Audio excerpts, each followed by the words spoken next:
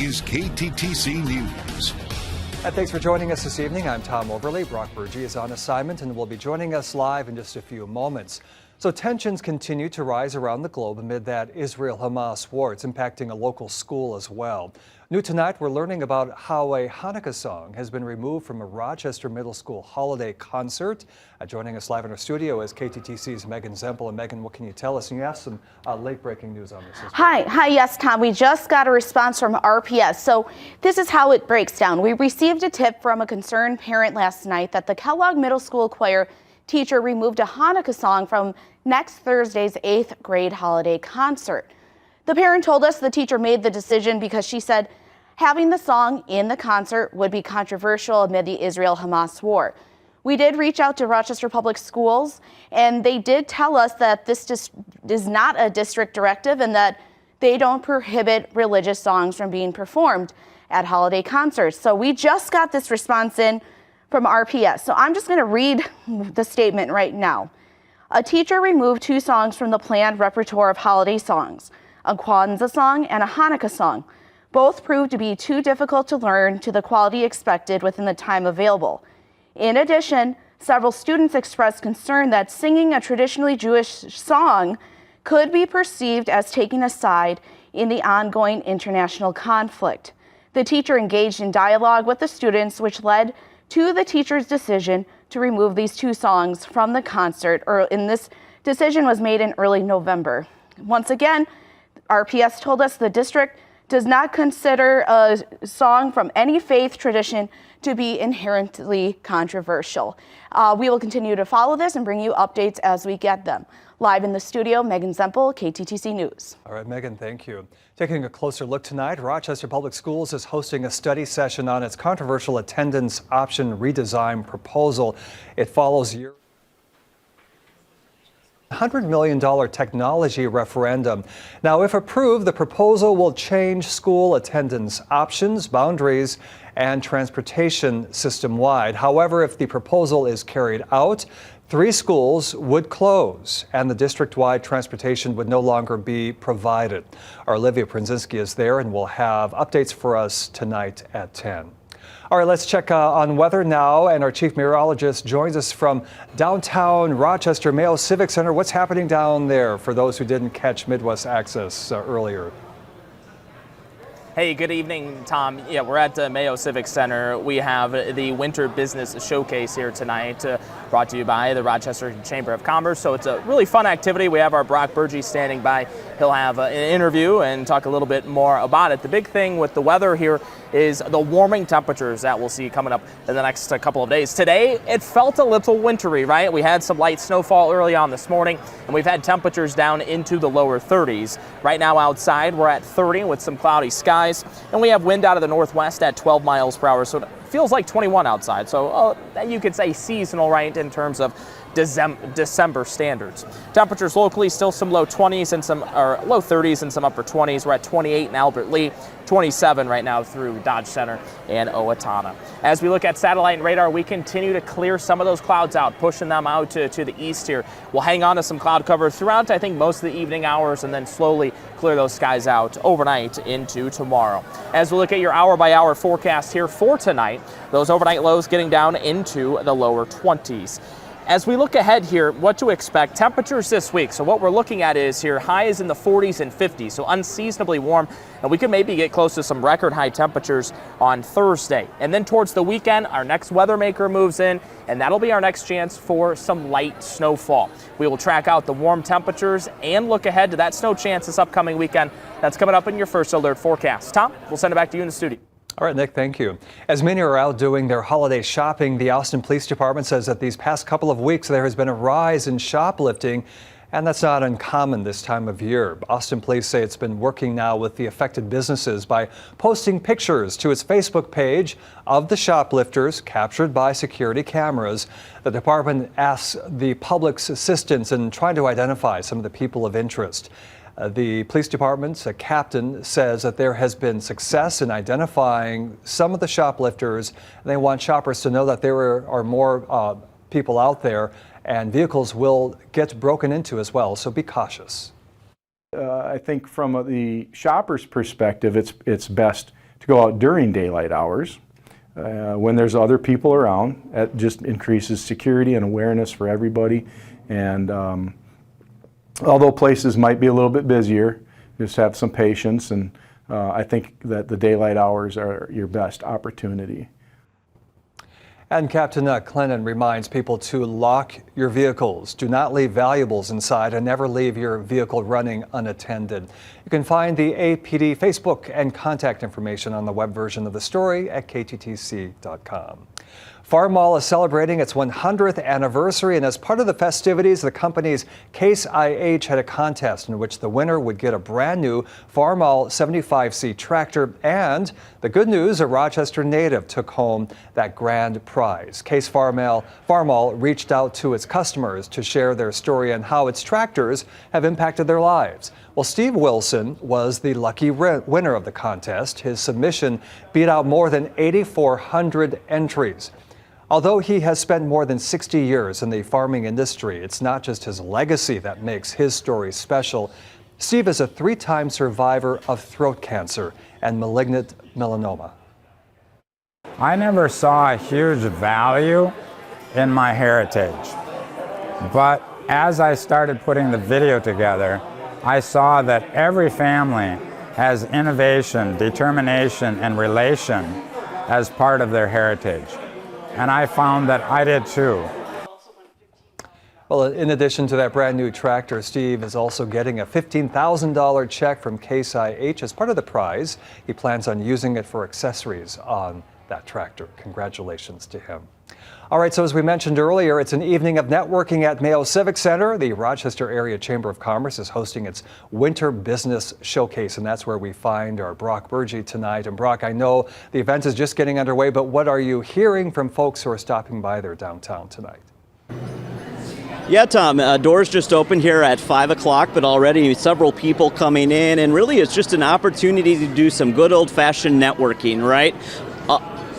Oftentimes, we're hearing a lot about people doing their networking over the internet these days, but this is the way that it should be done, right? Getting out there, shaking hands, meeting people. We're going to turn it over now to Ryan Parsons, who is the Chamber President. Ryan, what do you hope people take away from this opportunity?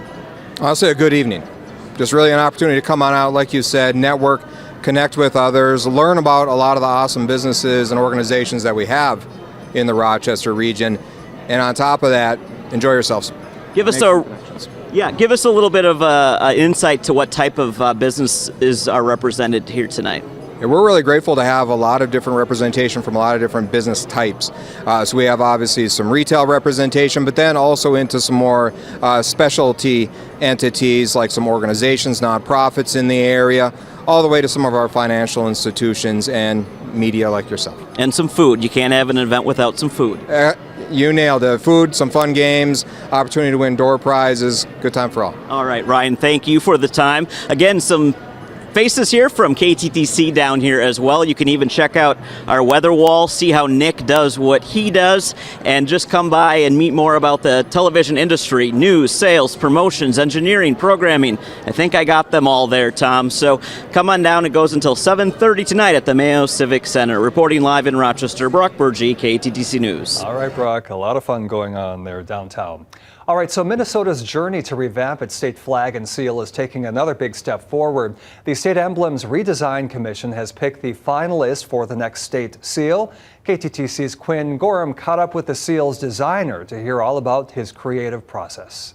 This emblem right here will be the next state seal for the state of Minnesota, and it's packed with symbolism, from the state's rich history of agriculture to its lakes, forests, even its loons. There's plenty of symbolism that'll now be enshrined in state history. The new seal was unanimously selected by the State Emblems Redesign Commission Tuesday morning. Members of the commission say the seal was a clear favorite based on public input, and it was a top 5 candidate for every person on the commission. Designer Ross Brugink says he wanted to create something that was simple and easy to see, but still had a lot of symbolism. The loon in the seal is shaped like an M, and the 19 stars symbolize the state being the 19th state to join the Union after the original colonies.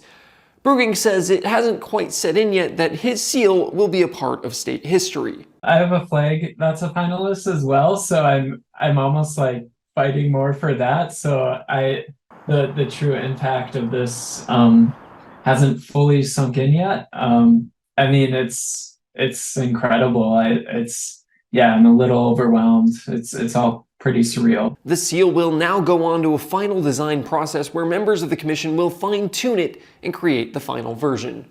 Next Tuesday, members of the commission will hone in on a finalist for the state flag, and while the state seal was a unanimous vote, it's unlikely the state flag vote will be the same. Opinions seem scattered across the board, and it could be a lot of deliberation before they finally decide on that finalist candidate. Reporting in St. Paul, I'm Quinn Gorham. And again, you are encouraged to be part of the selection process for the state flag. Members of the commission say that they are heavily weighing feedback they hear as part of the selection process. Well, possible policy changes that could impact commercial airline pilots and the state of their mental health will explain. Also, a fourth round of the GOP presidential primary debate. Once again, Donald Trump will not take part. We've got an update on what's happening from our Washington correspondent. And in your first alert weather forecast, a reminder from our weather department that, guess what, it's not safe to walk on any ice with these warming temps. Well, more on that forecast coming up in 2 minutes.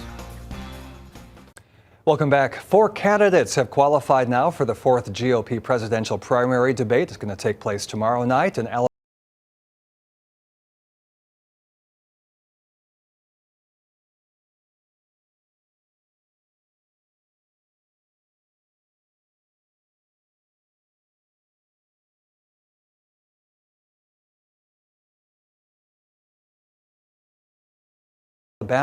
Meantime, Donald Trump continues his streak of not taking part in these debates. So let's bring in KTTC's Washington correspondent, Peter Zampa. Welcome, Peter. So what is Mr. Trump up to this week? Well, Tom, yeah, it's an interesting pivot because we're used to him trying to steal eyeballs from the candidates on stage. He wants to show that he still reigns supreme in this GOP primary field. He is doing a big interview tonight with Sean Hannity in Iowa, that key caucus state, the first state in the nation to make their voices heard. But tomorrow night, he's not doing the counter programming we're used to. He's actually going to be at a behind closed doors fundraiser in Florida, allowing the rest of the nation to really focus here on the Moody Music Building at the University of Alabama, where the other 4 are trying to nip at his heels, trying to raise themselves in the polls where they still lag very far behind.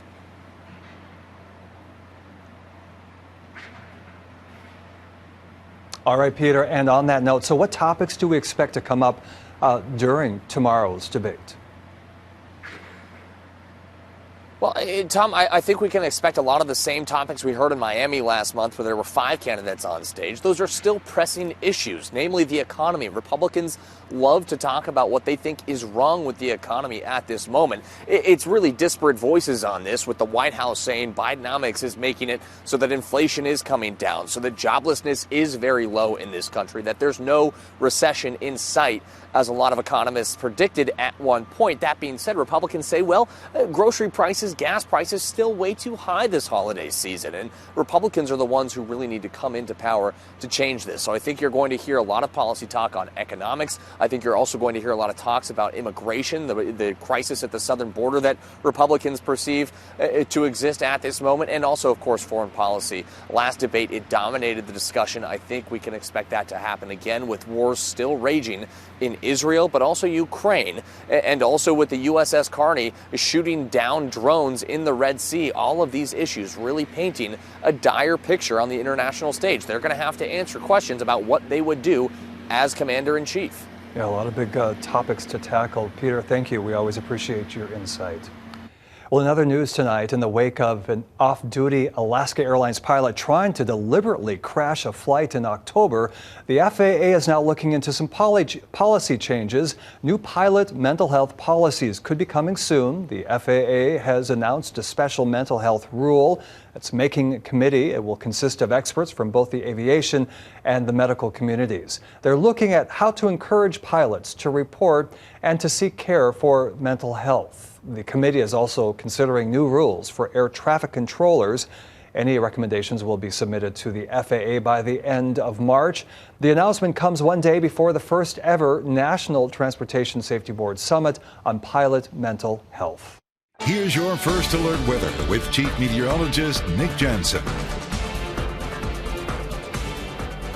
Hey, good evening from the Mayo Civic Center here tonight at the Winter Business Showcase of 2023. It's a great event to start it. It just started at 5 o'clock, going until about 7:30 tonight, so come on down. A lot of fun games, some food, and of course you can meet maybe myself. We got Brock Burgee standing by too here at the Civic Center. Let's talk about the weather because temperatures today have been close to seasonal averages. We've been dropping those temperatures down here throughout the evening tonight. Right now we're at 30 with some cloudy sky. Wind continues to be out of the northwest at 12 miles per hour. So we have feel-like conditions down into the low 20s here for us tonight.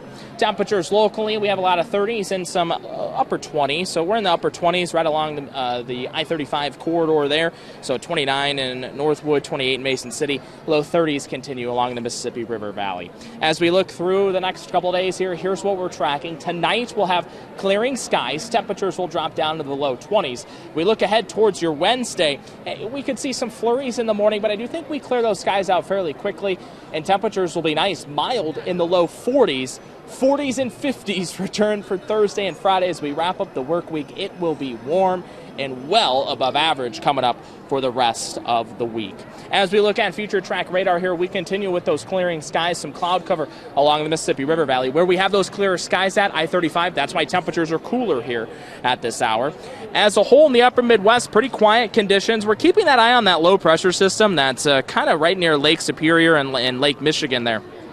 That low might have enough juice to it to maybe produce a couple flurries, especially Mississippi River Valley and east for tomorrow. The main weather feature I want to talk about is that warm front. That continues to move east, and eventually we'll warm our temperatures up. Just keep an eye on some of these temperatures here in future track. So tonight here, we'll pause this at midnight. Temperatures are in the mid-20s.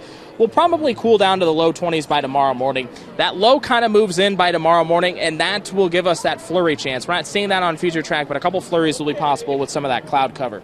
We'll be in and out of clouds throughout the day, but some strong southwesterly winds will warm our temperatures into the 40s and maybe even the low 50s in northern Iowa for Wednesday. Wednesday night into Thursday, everything's quiet and mild. We'll start things off Thursday morning in the low 30s, and then watch the temperatures warm into the 50s for highs, I think, for most areas coming up on Thursday. So that 3-day forecast here, temperatures tomorrow well above average in the mid to low 40s, maybe some low 50s in some spots in northern Iowa tomorrow, and a good chance for widespread upper 40s and low 50s on the way by both Thursday and Friday. So with the warm temperatures, right, no snow chances in the immediate future. Wednesday, Thursday, Friday, we're quiet. A system moves in for the weekend. A chance for some really light snow. The current storm track to our southeast, like the past couple systems have been. I think we just miss out on a snow chance this upcoming weekend. Forecast tonight, mostly cloudy and seasonal. We're slowly clearing those skies out. Winds out of the west at about 5 to 15 miles per hour. Temperatures coming up tomorrow with some sunshine. It'll be in and out of that cloud cover. 43 for the high, partly cloudy and mild. Wind out of the southwest at 15 to 25. So those breezy conditions will really lead to some warmer temperatures. 49 on that 7-day forecast on Thursday, 48 on Friday. And that's for Rochester. I think area-wide, a good chance at reaching the 50s and maybe some record-type conditions on the way for Thursday and Friday. This weekend, much more seasonal with those highs in the lower 30s. That'll do it for your first alert forecast. We have more news coming up right after this. We'll be right back. Right now, the horrific evidence being collected of sexual assaults during the Hamas attack on Israel. What eyewitnesses are revealing. Also, why streaming TV competitors may join hands. The new viewing choices coming your way when we see you here tonight. Well, the holiday season is well underway. Many may be feeling some stress in the midst of it, whether it's concerns about affordable gifts or discussing current politics with loved ones or dealing with prickly family members. Health experts say setting boundaries is vital. In our Health Minute, Mandy Gaither explains how to do that. It's that time of year again, but before taking on what the holidays throw at you, make sure you're also taking care of your mental health. A lot of times we don't want to talk about boundaries because we think it's negative or that we shouldn't need them. But the reality is healthy relationships have very good boundaries and they're very clear and understood by both people. Licensed therapist Jody Baumstein says setting boundaries can be uncomfortable. So first, recognize your triggers. thinking in advance, is there something that regularly happens that doesn't sit well with you or that feels like a violation?